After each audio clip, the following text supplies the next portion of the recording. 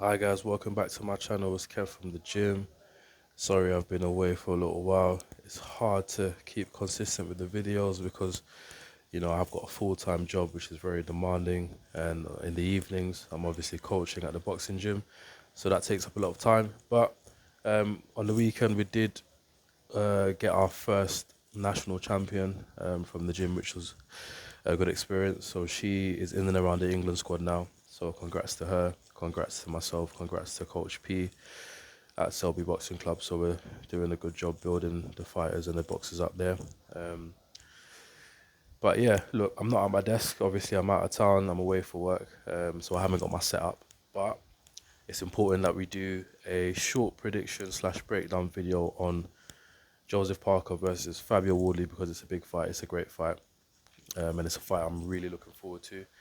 I'm holding my phone, so I'm going to try and hold it as still as possible. But I've seen the odds have got Joseph Parker quite a wide favourite. He's 9-2, um, so a pretty strong favourite, and I think it's probably fair. Um, a fair reflection of the two guys. I think you could say that Parker's the more experienced, certainly got the more traditional boxing skill. He's obviously been around a longer time. He was a very good amateur as well, so he's got that pedigree. And Fabio WARDLEY is quite the opposite, so quite raw. Didn't have a very good amateur background, came from a white collar sort of setup, but clearly has got some talent and is obviously a very big puncher. Um, how do I see the fight playing out? Well, I think in any fight that Fabio WARDLEY's in, and genuinely I mean this, I don't care who the opponent is, I give Fabio WARDLEY a puncher's chance against anybody, I really do. Um, I've sort of doubted him enough times, or not doubted him enough times, but I've sort of maybe not given him the most credit going into fights that I should have previously. And he's always proved me, not wrong, but proved me right, because I've always felt that he's had that chance, but where you don't feel that he will actually pull it out of the bag, and he actually does. So I say, Fabio WARDLEY, even though I make him the underdog in this fight, I think he's got a chance, a puncher's chance, and I'll give him that puncher's chance against anybody. Um, However, I do think that Joseph Parker is slightly different to some of WARDLEY's previous opponents, in that, in my view, Parker's got a very good chin, if not the best chin in the heavyweight division. Um, and that doesn't mean that WARDLEY can't land and can't even drop Parker. We've seen Parker get dropped quite a few times. But with Parker, I think his chin is so good that even when he does get dropped from a punch that he probably doesn't see, um, he gets up and he recovers very well. You think about the Dylan White fight where he got caught with big left hooks. I mean, the one that dropped him, the catch and shoot left hook that Dylan White is known for. Joseph Parker had no sight of that at all, so he got put down heavy, and he got up and he finished the fight well, and he even sort of won the back end of the fight. Probably it was a close fight in the end. We've seen him drop a couple of times against big punchers like Zhilei Zhang, who is a big puncher, one very heavy-handed, but also very technical, very awkward. He's a southpaw, so he can set up his shots probably better than Fabio WARDLEY can. And he dropped Parker a couple of times, and Parker got up and was never overly hurt. It seemed to recover well. We've seen him. The only time we've really seen him sort of hurt, it was against Joe Drace, and even in that fight, that was never a one-punch knockdown, which is what Woodley will be hoping for. That was more a sustained, constant pressure that broke him down. And I know Joseph Parker said he was ill going into that fight, and there's probably some truth in that because he did look quite flat.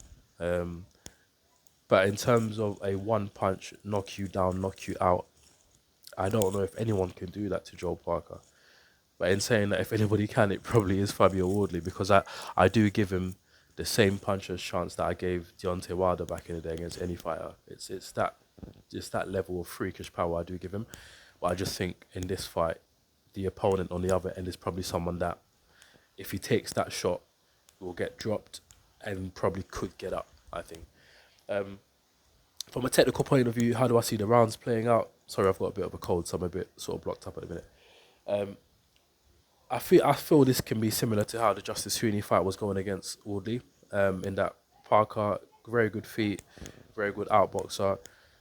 He can keep Wardley at bay and just box him, use his lateral movement, piece him up with the straight shots when he gets inside, work the combinations, and then get back on his footwork again. I think Parker's got the skill to do that, but unlike Justice Huni, I think Parker's actually got a little bit more pop and power and a bit more spike to him, so he could box him like Justice Huni. But where Justice Huni was teeing off on Parker for 10 rounds, and sorry, when Justice Huni was teeing off on Wardley for 10 rounds and Wardley didn't feel the effect of it, I think if Parker's teeing off on you for 10 rounds, you're gonna feel it. I think he's a bigger puncher. He's got a bit more spike. He's stronger than Huni. So in that sense, I think it can be a bit more emphatic, the performance. However, if you give Wardley the respect that he deserves in terms of that he's a puncher and he's a puncher in the first round, but he's also a puncher in the last round, you have to box him with a bit of caution. So I don't know if Parker is going to be as brazen as he probably could be, because in terms of skills, he's going to know quite early on, right, this guy's not on my level, I can box him. Should I turn up the pressure now and go for it a bit more? I think he might hold off a little bit and think, you know what, this guy's dangerous, let me be very, very careful. And he might just box to a safe points decision. Um, but I can see a late stoppage on the side of Joe Parker, just based on sort of volume, almost a mercy stoppage, whether it's the referee, whether it's the corner, where it is quite one-sided, like the Justice Huni fight was. But you've got Parker, who's a bit more vicious, who can punch a bit more, who's a bit stronger.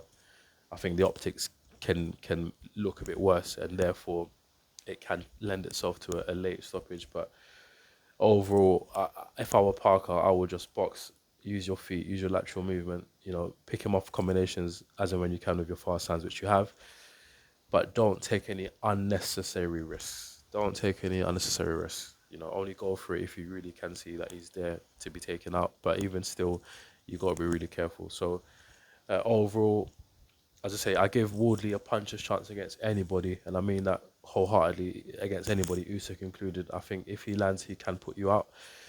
But Parker is a little bit of an exception, because Wardley might land, but I trust that Parker can get back up. And so I'd probably say Parker on points is going to be my decision. I wouldn't be surprised if it's a late stoppage, but I do say I favour Parker on points. So that's the video. That's my breakdown of my keys to victory, if you like, short video. As I say, I'm away, I'm abroad, so haven't got my setup, can't do my share screen and get into the opponents and look at sort of highlights and that sort of thing, which I always love to do. But nonetheless, it's important that we try and keep consistent where we can with the videos. But everyone's got a day job, everyone's working, and I coach in the evening, so it's difficult. But if you've liked the video, please like the video. Every little comment, subscribe, like, share, all of that helps. It really does. So yeah, that's been me, Kev from the gym. Hope you have a blessed weekend. Peace.